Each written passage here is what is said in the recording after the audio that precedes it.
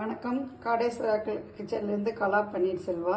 இன்றைக்கி நம்ம வந்து சுக்கு காஃபி, நம்ம வீட்லேயே சுக்கு மல்லி காஃபிக்கு எப்படி பொடி வறுக்கிறதுன்னு பார்க்கலாம். தேவையான பொருள் என்னென்னு பார்க்கலாம்.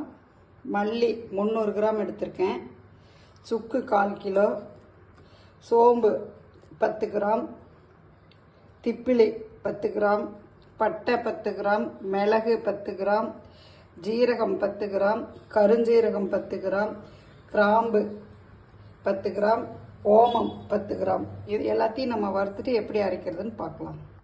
வடசட்டி வச்சுட்டேன். இப்போ நம்ம ஒரு பொருளாக வறுத்து எடுத்துருவோம். எல்லாமே ட்ரையாகவே வறுத்துருங்க. மொத்தம் 10 பொருள். நீங்கள் இதில் எது வேண்டாம்னாலும் ஸ்கிப் பண்ணிக்கலாம். வேணுங்கிறத மட்டும் போட்டுக்கிட்டு ஃபஸ்ட்டு சுக்கை வறுத்துருவோம். இதை வந்து நீங்கள் இந்த சுக்கு இப்படி வறுக்கிறதுக்கு உங்களுக்கு கஷ்டமாக இருந்ததுன்னா 1க்கு 2 கொட்டி கூட வறுத்துக்கலாம்.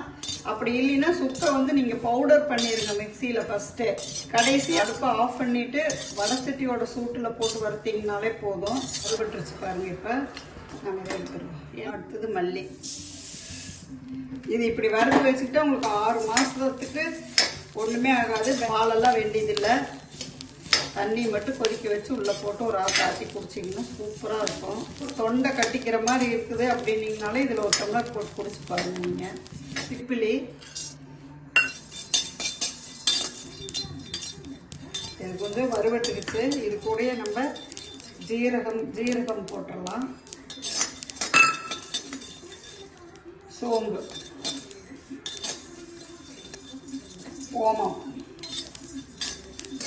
ஜீரகமும் சோம்பெல்லாம் சீக்கிரம் உங்களுக்கு வறுவட்டுரும். அதனால இது கொஞ்சம் நேரம் வறுத்ததுக்கப்புறம் போட்டிங்கன்னா கரெக்டாக இருக்கும்.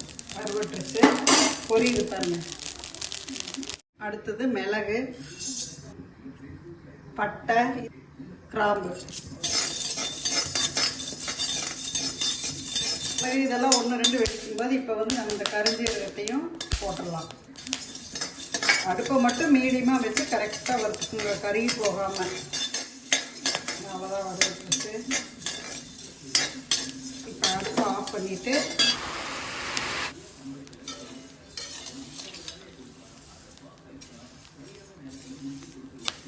இந்த சுடுவடை சட்டிலேயே அப்படியே விட்டுருவோம். கொஞ்சம் நேரம் அரைச்சிட்டு பார்க்கலாம்.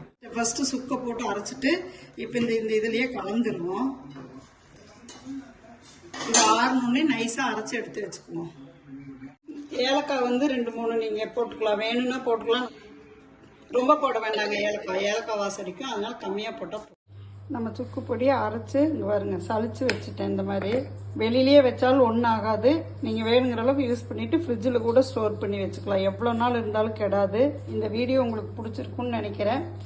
பிடிச்சிருந்ததுன்னா லைக் பண்ணுங்கள், ஷேர் பண்ணுங்கள். காடேஸ்வரா கிச்சனுக்கு ஒரு சப்ஸ்கிரைப் பண்ணுங்கள்.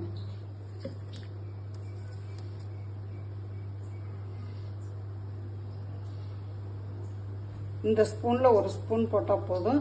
100 ml போதும். அந்த அளவுக்கு போட்டிங்கனாலே கரெக்டாக இருக்கும். நீங்களும் இதே மாதிரி செஞ்சு பார்த்துட்டு எப்படி இருக்குதுன்னு கமெண்ட்ஸில் சொல்லுங்கள்.